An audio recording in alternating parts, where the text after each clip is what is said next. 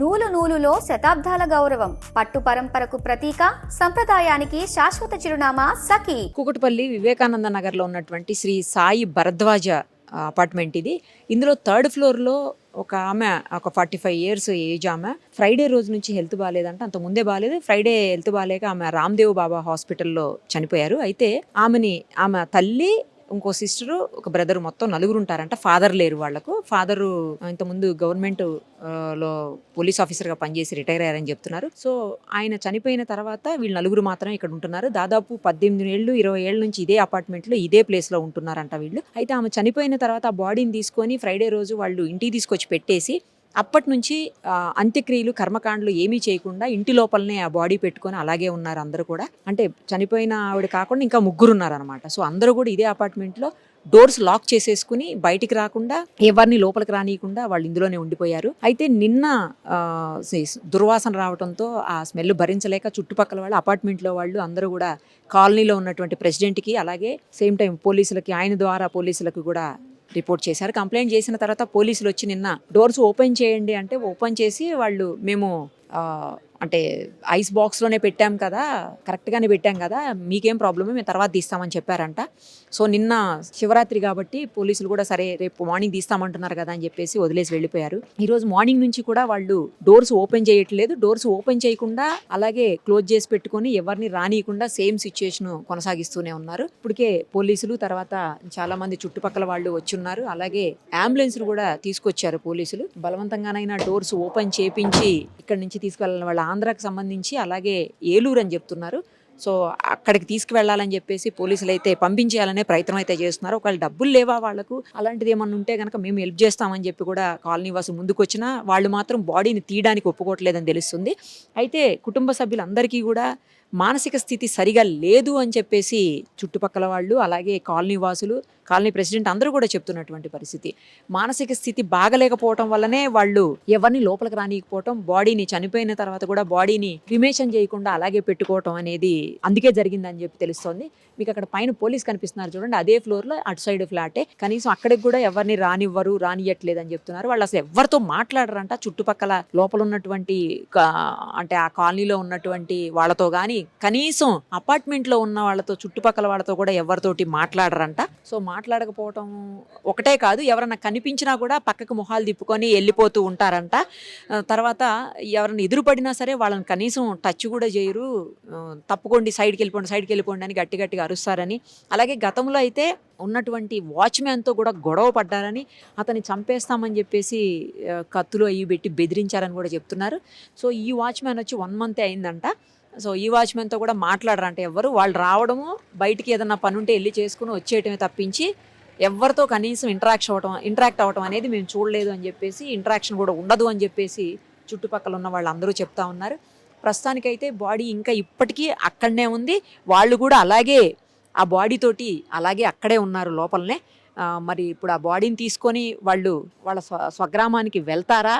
పోలీసులు చెప్పినట్లు, అలాగే కాలనీ వాసులు కంప్లైంట్ చేశారు కాబట్టి పోలీసులు ఏమన్నా యాక్షన్ తీసుకొని వాళ్ళని పంపిస్తారా, లేదా ఇంకా అలా మొండిగానే ప్రవర్తిస్తారో తెలియదు. చుట్టుపక్కల వాళ్ళు చెప్తున్నారు ఏదో పూజలు చేయాలి, వాళ్ళు యాక్చువల్లీ చర్చ్కి వెళ్తారట, పూజలు చేయాలి, ఏదో అందుకే ఆపాము, ప్రేయర్స్ చేయాలి అని చెప్పి అది కూడా చెప్తున్నారు. మరి 4 రోజుల నుంచి ఏం చేస్తున్నట్టు ఇక మరి చూడాలి. కాసేపట్లోనైనా పోలీసులు ఆ డోర్స్ బలవంతంగానైనా తీపించి, ఎందుకంటే దుర్వాసన అనేది ఇంకా టైం గడిచే కొద్దీ ఎక్కువైపోతుంది. చుట్టుపక్కల వాళ్ళు ఉండలేని పరిస్థితి ఉంటుంది. ఇప్పటికే దాంట్లో ఉన్న వాళ్ళు బోల్డ్ మంది వేరే చోట్లకి వెళ్ళిపోయారని చెప్తున్నారు. అంటే ఉండలేక భయానికి. అందులో పిల్లలు ఉంటారు, చుట్టుపక్కల కూడా పిల్లలు, పెద్దవాళ్ళు అందరూ ఉంటారు కదా. మరి ఆ స్మెల్ని ఎంతవరకు అని భరిస్తారు? సో పోలీసులు ఇప్పుడు సివియర్ యాక్షన్ తీసుకుంటారని చెప్పి అనుకుంటున్నాం. ఈ కాలనీ ప్రెసిడెంట్ అండి రామకృష్ణ వెల్ఫేర్ అసోసియేషన్ అధ్యక్షుడు జయపురందరెడ్డి. ఈ కాలనీ ప్రెసిడెంట్ నేను. ఎప్పటి నుంచి ఉంటున్నానండి ఇక్కడ? నేను 40 years నుంచి ఉంటున్నాను మేడం. ఏం జరిగింది అసలు ఈ బిల్డింగ్లో? ఈ బిల్డింగ్లో ఏం లేదు మేడం, వీళ్ళు ఉండబట్టి 18 సంవత్సరాల నుంచి ఉంటున్నారు. 6 years బ్యాక్ వీళ్ళ ఫాదర్ కూడా చనిపోయాడు. ఇప్పుడు అమ్మాయి ఫాదరు. వీళ్ళు 4 ఉంటుండ్రి, తల్లి, కొడుకు, 2 కూతుళ్ళు. అమ్మాయి అంటే అనారోగ్యం వలన చనిపోయింది. మన రామ్దేవరావు హాస్పిటల్ అని చనిపోయింది ఫ్రైడే. మోర్ దెన్ 40-42 ఉంటుంది. అమ్మాయి చనిపోయింది. చనిపోయిన తర్వాత ఇక్కడ తీసుకొచ్చారు. అంటే మాకు కూడా తెలియదు, మాకు నిన్న తెలిసింది. వీళ్ళు ఇక్కడ ఈ దీంట్లో ఉండేటోళ్ళు నిన్న చెప్పారు. శుక్రవారం నుంచి ఇక్కడే ఉంది ఇక్కడనే బాడీ ఉంది. శుక్రవారం నుంచి ఇక్కడ నుండి ఊరు తీసుకెళ్తాం అన్నారు. నిన్న మాకు తెలిసింది. నిన్న శివరాత్రి పండుగ ఉంది కాబట్టి సరే ఇక ఉండని మరి రేపు ఉదయం తీసుకెళ్తారని చూసాము. వాళ్ళు రాత్రి లాక్ వేసుకొని వెళ్ళిపోయారు. ఇప్పుడు ఉదయం వాళ్ళ తల్లి అన్న వెళ్ళిపోయారు. ఉదయం 11 గంటలకు వచ్చారు. మేము ఉదయమే పోలీస్ డిపార్ట్మెంట్కి నిన్న ఇన్ఫామ్ చేసాము, మున్సిపల్ అధికారులకు చేసాము, అందరికీ చేసాము. వాళ్ళు ఈరోజు ఉదయం వచ్చేసి ఇప్పుడు పోలీస్ అధికారులు వచ్చి మాట్లాడి వీలైనంత త్వరలో, అంటే దుర్వాసన వస్తుంది బాడీ కాబట్టి 4 రోజులు అయింది, ఇమ్మీడియట్లీ ఇక్కడికి వెళ్ళి బాడీ తీయాలని మేము పోలీస్ అధికారులకు తెలియజేస్తున్నాం. మీడియా ద్వారా మీ ద్వారా కూడా తెలియజేస్తున్నాం తొందరగా బాడీ తీయాలని. ఏమైందండి ఆమెకి? ఎందుకు చనిపోయింది? ఆమె అంటే అనారోగ్యంగా చాలా రోజుల నుంచి ఉంది. వాళ్ళు ఎప్పటి నుంచి ఉంటున్నారు ఇక్కడ? 18 సంవత్సరాల నుంచి 18 ఏళ్ళ నుంచి ఇక్కడనే ఉంటున్నారు. ఏమన్నా ఎప్పుడన్నా ఎవరితో ఇష్యూస్? ఈ ఇష్యూస్ ఏంటి, వాళ్ళు ఎవరితోనే కలిసేవాళ్ళు కాదు. వాళ్ళంతా వాళ్ళే పోతుంటే వస్తుండే. మేము ఇక్కడ ఉన్నాం, ఎవరిని వాళ్ళు మాట్లాడారు కలవరు. వాళ్ళంతా వాళ్ళే వచ్చి వెళ్ళిపోయేవాళ్ళు మేడం. ఎవరితోనో మాట్లాడారు, ఎవరితోనే కలవరు కూడా ఇప్పటి వరకు. వాళ్ళ ఫాదర్ ఉన్నప్పుడు కొద్దిగా మాతోనే కలిసేవాడు. ఆయన రిటైర్డ్ పోలీస్ ఆఫీసరే, ఎస్ఐగా రిటైర్డ్ అయ్యాడు, ఏఎస్ఐగా. అతను రిటైర్డ్ అయ్యి చనిపోయాడు. అతను కలిసేవాడు. తర్వాత ఇంకా ఎప్పుడు ఎవరితోనో కలవరు వీళ్ళు. వాళ్ళకి ఇంటర్నల్ మనకు తెలియదు, ఎవరికి చెప్పారు వాళ్ళు. ఎవరితో లేవు, కాలనీలో లేవు, అపార్ట్మెంట్లో కూడా లేవు. వాళ్ళ ఇంటర్నల్ ఏమైనా ఉందో మనకు తెలియదు. వాచ్మెన్ అంటే గతంలో ఒకసారి ఇంతకుముందు 5 years కింద వాచ్మెన్తోనే గొడవ పడ్డాడు. వాడు వెళ్ళిపోయాడు. అరే నేను పొడి చేస్తాం అది ఇదని బెదిరించారు. బెదిరిస్తే వెళ్ళిపోయాడు. ఇంకా అదే బెదిరించారు, వాడు వెళ్ళిపోయాడు కాల్ చేసి. అది ఇప్పుడు కూడా ఉన్నాం, వాచ్మెన్ కూడా ఉన్నాడు ఇక్కడ, అప్పారావు అని. వాడిని కూడా బెదిరించారని అన్నాడు. సరే ఇక ఏదైనా ఉండని ముందైతే డెడ్ బాడీ అయితే తీయండి అని చెప్తున్నాం మేము. ఆయన ఉన్నప్పుడు కూడా ఇదే వాళ్ళంతా ఎవరు, ఆయన ఒక్కడే కలిసేవాడు. వీళ్ళందరూ వీళ్ళ పని ఏదో వీళ్ళు చూసుకునే వాళ్ళు అంతే. వీళ్ళు ఏం పని చేయరు నాకు తెలిసినంత వరకు అయితే. ఇంట్లోనే ఉంటారు, బయట అటు ఇటు తిరుగుతుంటారు. మళ్ళీ ఏదైనా కావాలని తెచ్చుకుంటారు. మరి పని చేస్తున్నాం అని చెప్తారు కానీ మనం అవన్నీ ఏం డీటెయిల్స్ ఏమో అడిగారు. ఫస్ట్ ఫ్లోర్ ఈయన రాజు అని ఉంటాడు ఇక్కడనే, ఆయననే మాకు చేసి ఓన్ హౌస్ ఈ ఫస్ట్ ఫ్లోర్ ఉంటాడు. ఓన్ హౌస్ ఈయననే ఉంటాడు. ఈయననే మాకు నిన్న కంప్లైంట్ చేసింది కూడా. మీరు ఇదే బిల్డింగ్ లో ఉంటారండి? ఫస్ట్ ఫ్లోర్ లో ఉంటారు.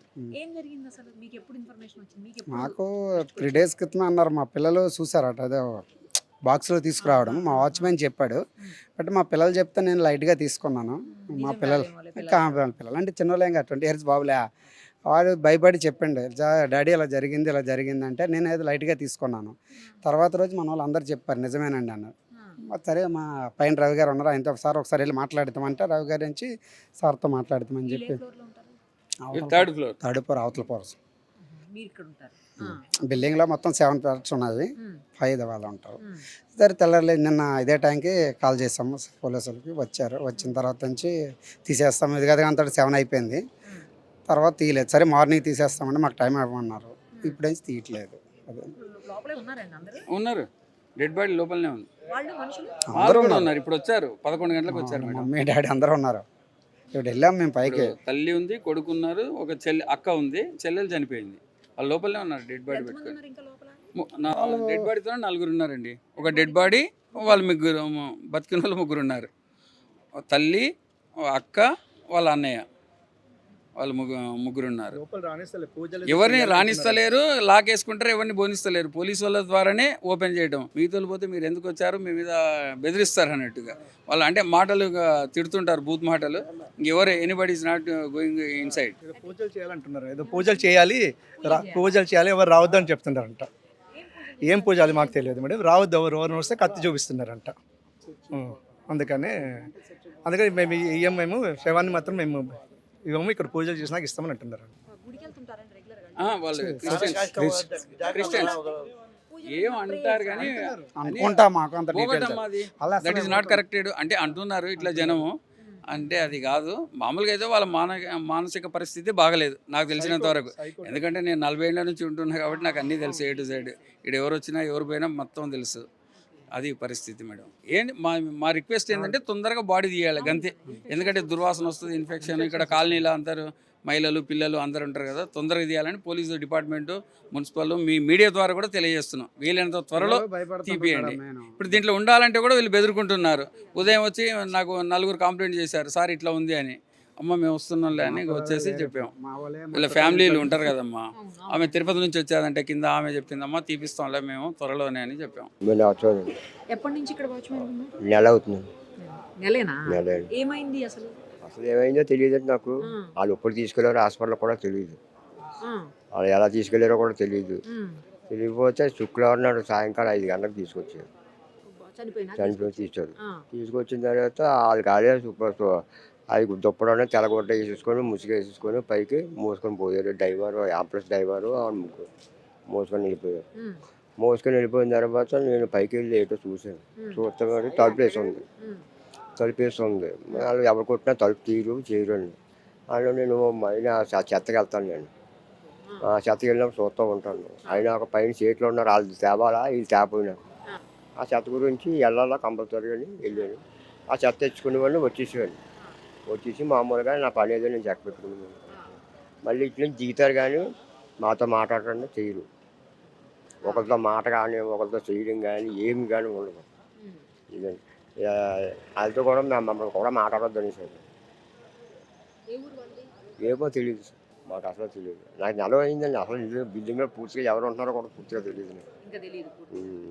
నువ్వు వెళ్ళి అడిగావా మరి ఏంటి డోర్లు వేసుకున్నారు? దూరం అడగలేదండి. వాళ్ళు అడగొద్దని సార్ అండి. ఎవరు కూడా వాళ్ళతో మాట్లాడొద్దని సార్. వాళ్ళతో మనం వెళ్ళకూడదు కదండి. వాళ్ళు ఇక పోలేదు. వెళ్ళలేదండి. ఇంకా మాట్లాడినండి వాళ్ళతో మాట్లాడి కింద వచ్చి మాట్లాడేవాడిని కాదు. నీతో కూడా మాట్లాడారు? నాతో మాట్లాడలేదు. ఇప్పుడు కూడా నెల అయింది కదండి మాట్లాడలేదు.